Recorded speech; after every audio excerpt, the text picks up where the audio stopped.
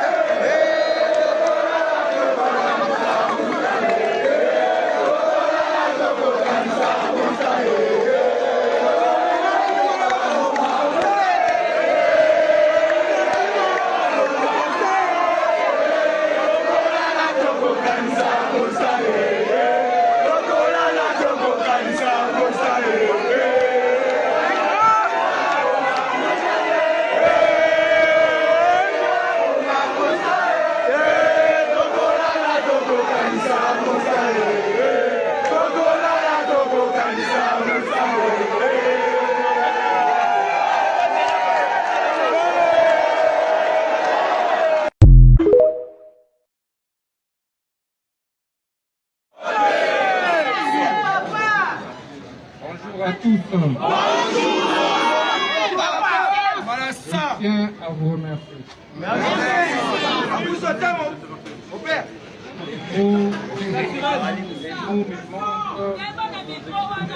Ma gratitude.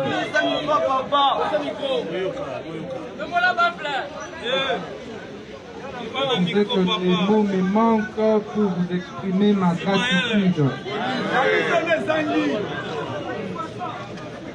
L'attaque était brutale.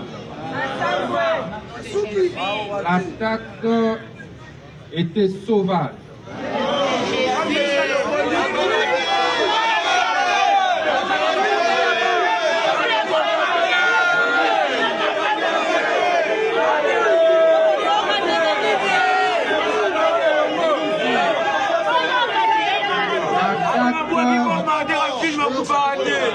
L'attaque était mortelle.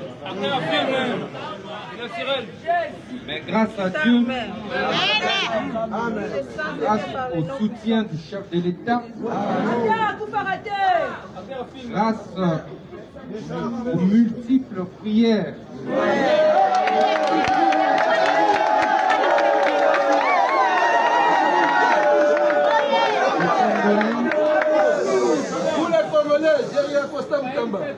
les Africains, je regagne de nouveau la terre de nos ancêtres.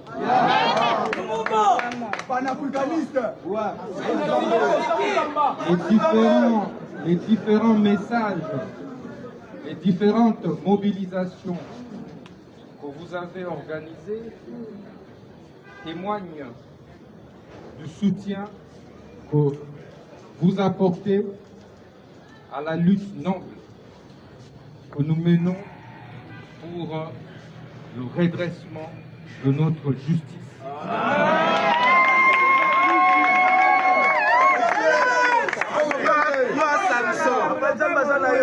Sur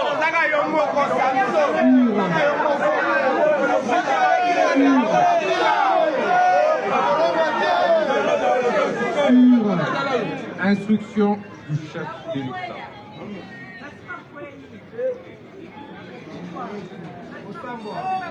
Ça veut dire que le peuple congolais vient de me dicter la méthode à adopter pour guérir notre justice de sa longue maladie.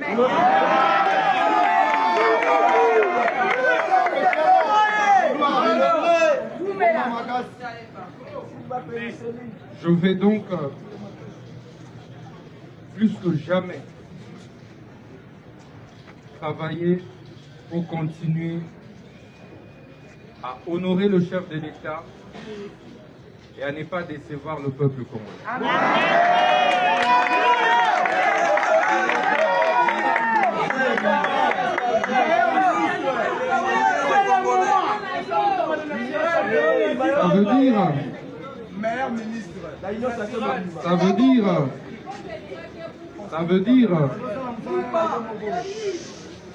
Ça veut dire que on n'échange pas des méthodes qui gagnent.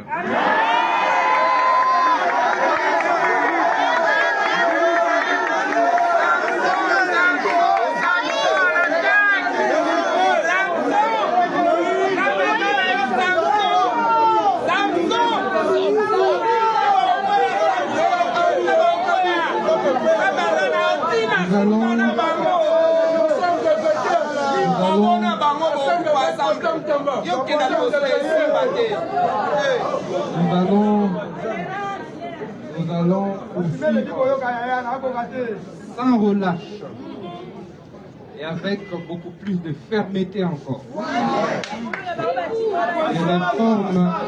Les réformes courageuses et audacieuses que nous avons amorcées. Seule la justice élève une nation.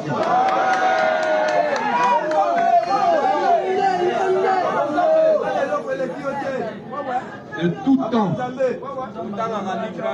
de tous les ans, de tous les siècles, il y a des hommes qui se lèvent contre les injustices.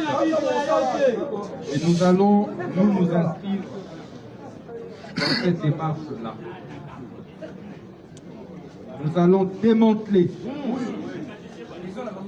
tous les réseaux mafieux qui ont mis à genoux notre pays.